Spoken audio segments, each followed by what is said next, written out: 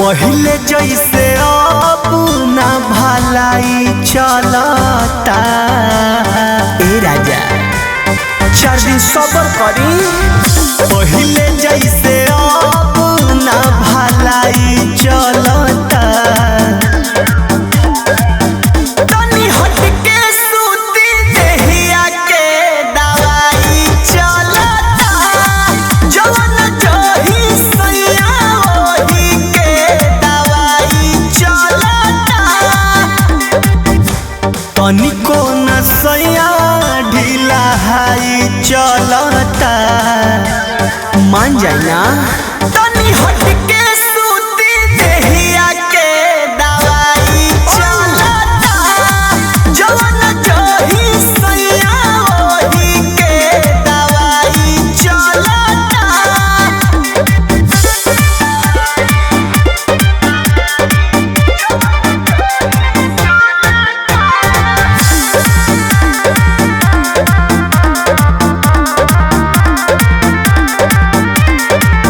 से जब पर है जकर देह से नायंगे जकर बानी को मजोरिया भी जानी डर में जकर कहाँ जाए रे।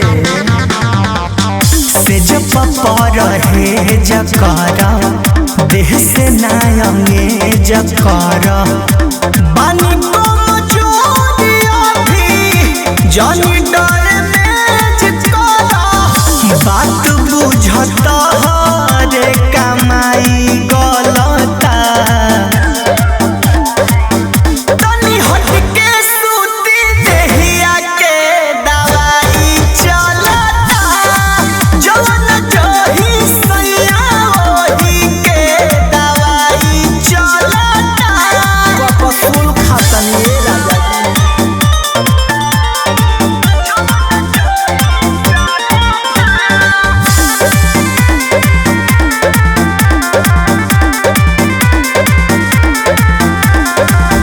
सट जानी जरिया हो खींच जानी सड़िया हो।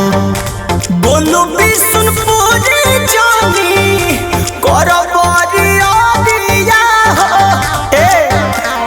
मान जा।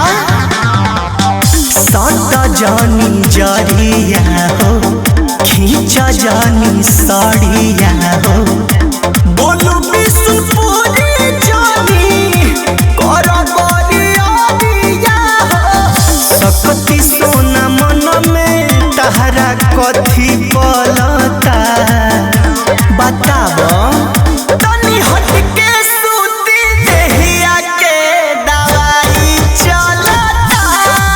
जवन जही सैया वही के दवाई चलता।